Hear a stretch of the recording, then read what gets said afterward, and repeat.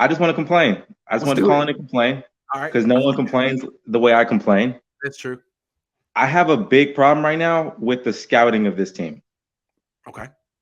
And I think that it's real interesting that Kyle decided these 4 days, 4 or 5 days, week of the combine was the most important time to go bring his new coaches in to teach them the scheme.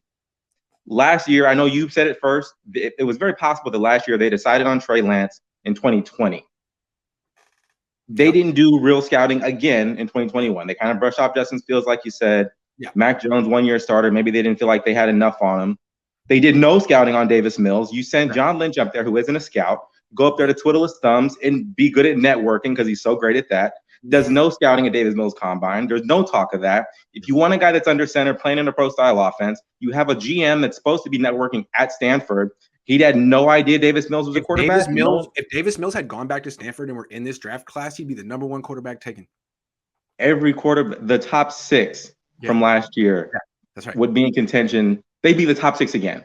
They'd all be in contention. That's true. Now this year, who's scouting for this team? Because I know that we said that our running backs coach, Bobby Turner, was the guy that was, maybe developing, but possibly handpicking the guys in the later rounds. Our tight ends coach, what was his name? Was it John Embry? Am I getting the name right? Yep. He was supposed to be the guy that maybe handpicked Ross Dwelly or George Kittle. We kind of gave those guys credit for some of those draft picks as being the coaches. Where those guys are gone. Mm-hmm. We don't have those. I don't know who's the scout on this team. It's not John Lynch. It's not our position coaches anymore. Kyle Shanahan's sitting at home, probably talking to Tom Brady.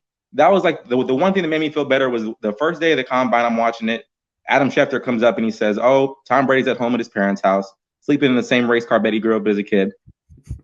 And I'm thinking, okay, why isn't Kyle at the combine? And I said, okay, obviously they're both in the Bay together. Makes a lot of sense that they're probably hanging out. Maybe that makes me feel better about Kyle Shanahan skipping the combine. But I don't know who's scouting for this team.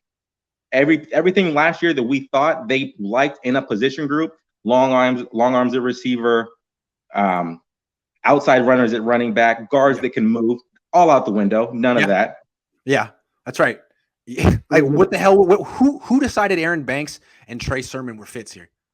What? Robert Hainsey was the better lineman at Notre Dame, and Trey Sermon had the widest lanes ever from Oklahoma and Ohio State. I don't know. But here's the thing. We all thought we knew what they liked in different positions, and it's all out the window. We're going to this year again thinking we know what they like at corner, thinking what they like at receiver, throwing all these names out. I saw Eric Crocker say that Jakeem Grant, 5'6" Jakeem Grant, with the smallest catch radius in the NFL, one of the smallest receivers in the league, came in at 175 pounds soaking wet. And all of a sudden, he's the first name you think of when you talk about a wide receiver for Kyle Shanahan. We threw those out the window 3 seasons ago, but we have no idea what we want anymore. So his name's brought up. And I just don't know what's going to happen in this year's draft. I don't know what they want in any position anymore. Tight end room's gone to shit because they're not going to re-sign Ross Dwelly. We don't have a second receiving tight end. They chose not to get the best receiving prospect, tight end or receiver last year. He went before Jamar Chase. People don't realize Kyle Pitts went before Jamar Chase last year. I don't know what we want. Man, and I just want to complain about it. I just want someone else to be like, yeah, what are we doing? I know there's a lot of talk on like trades. How are we going to get more draft picks? And I'm not confident in our use in a single one of them. It seems like what the Niners do well is draft on day 3 and after.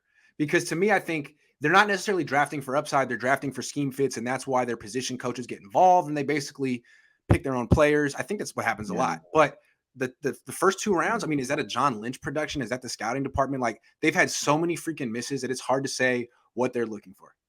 And now we don't have a scheme either. We're trying to teach the guys our scheme. There is no experience on the offensive staff other than Kyle and Lynn and the offensive line coach. Everyone else is like Hankerson never coached wide receivers before. Freaking Greasy never coached quarterbacks before. Fleury never coached tight ends before. Who is the running backs? They don't have a running backs coach. Yes, that's going to be really interesting. And I didn't watch Brian Greasy as a quarterback. I know he played 11 years. I don't know if he was good. I don't know if Leonard Hankerson was a good receiver. At least last year we had guys that had, I guess maybe in Wes Welker, was at least a good player. We at least leaned on, he was at least a good player. Leonard Hankerson, Brian Greasy, were they even good players?